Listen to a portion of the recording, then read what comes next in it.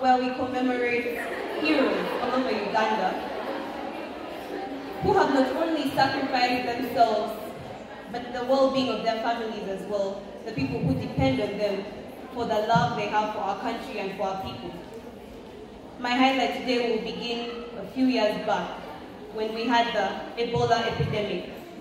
The doctors we lost then, we will never gain again, but they sacrificed their lives on the borders of Congo to save people of Uganda.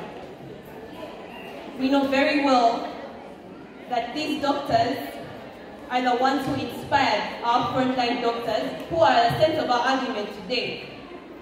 From 2019, the world has been plagued by the COVID-19 epidemic. And we have lost very many people around the world, including in Uganda, and majority of them being health workers in Uganda.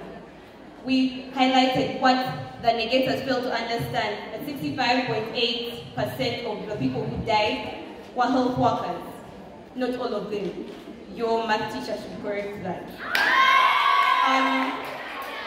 Furthermore, if their argument is that these doctors are paid, if this is my profession, soldiers are paid as well, but yet they go to places like Somalia to fight for the rights of people who need to be liberated. Doctors and nurses left their homes from 2019 to 2021, knowing very well they had minimal facilities. We remember they were working without gloves, they were using their bare hands, no gumboots, no protective. There's a time we had no masks in the country, and every single day they were leaving their homes, knowing very well we have to take care of patients. That is what a hero is.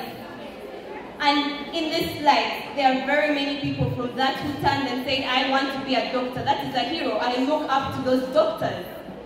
Furthermore, why don't you join me and thank these people instead of us arguing that they are selfish, which is just a fallacy?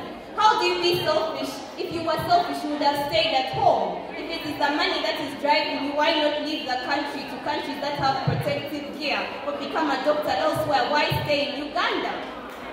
If we are using herbal medicine as some sort of light, didn't we try it? Isn't Covidex there? Isn't the person who made Covidex a doctor? And then furthermore, who do you consider a doctor in this COVID era then? Do we consider the pastors who lied to us and say they can cure any illness but are the ones who are hiding the most? Who do we consider a hero?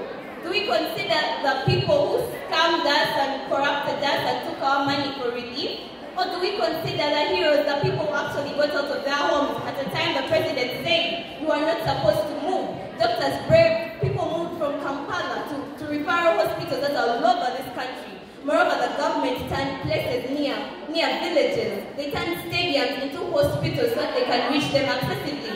Would they turn them without the doctors to be there to treat them? Of course not. These doctors, these frontline health workers lost their lives fighting for people who are sick without any sort of protection and any sort of guarantee. Let me bring to a highlight that earlier this year the doctors in Mulago and around the country were rioting.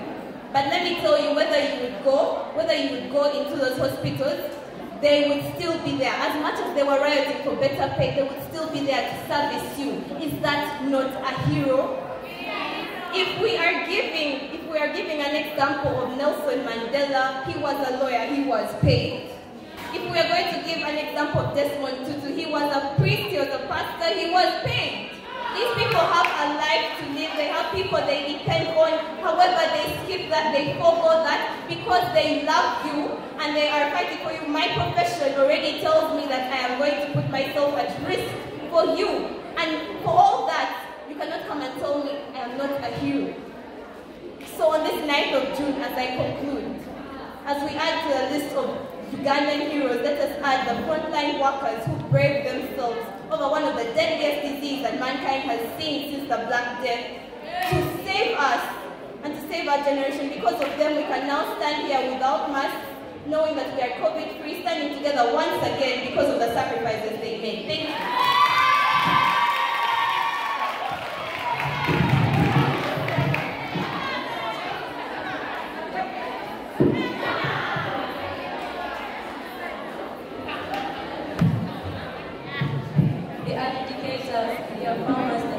debaters I agree to all.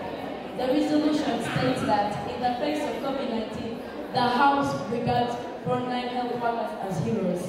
I think if we're to regard these people as heroes, we should actually break down the meaning of heroes that the Oxford Dictionary has and actually put into the part that a hero is paid to do their job. As their second speaker also said that soldiers go to Somalia and are paid. But how many heroes do we have from Somalia who have been, how many soldiers do we have who have been declared as heroes, who actually go, fight, and like they battle the Al-Shabaabs? How many of them are heroes? How many of them?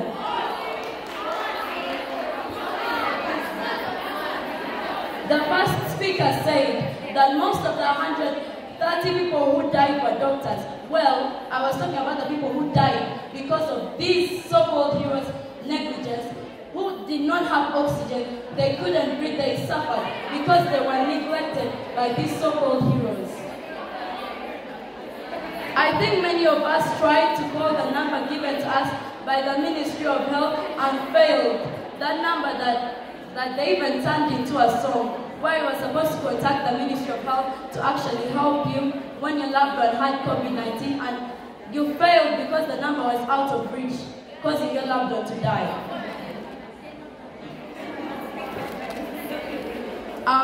I say these frontline workers were actually selfish because in June of 2021, the president, in his speech, requested these people to return to work, and they refused. They refused. And they actually gave them risk allowance that they were taking as they were on strike. So what type of hero is that?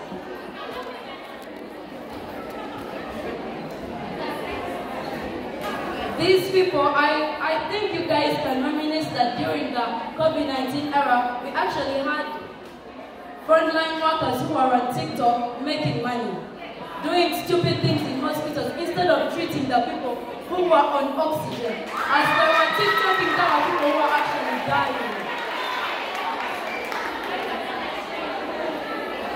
I would like to correct our farmers, our hero. Nelson Mandela, yes, he was a lawyer, but he was a hero. He loved his family, he wasn't paid. No. They go back to their families, he loved his family completely.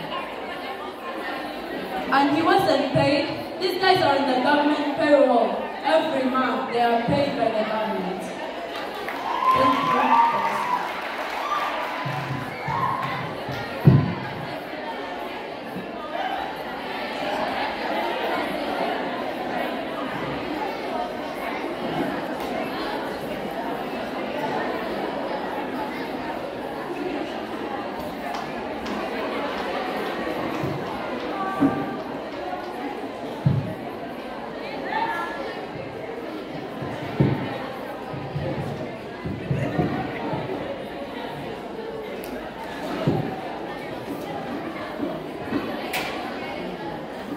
So, thanks for the round, our dear debaters. Can you wave to each other? Thank you. So, the adjudicators will be compiling the results, and the results for both rounds will be announced at once. As the adjudicators compile the results, I think the DJ can take over for now.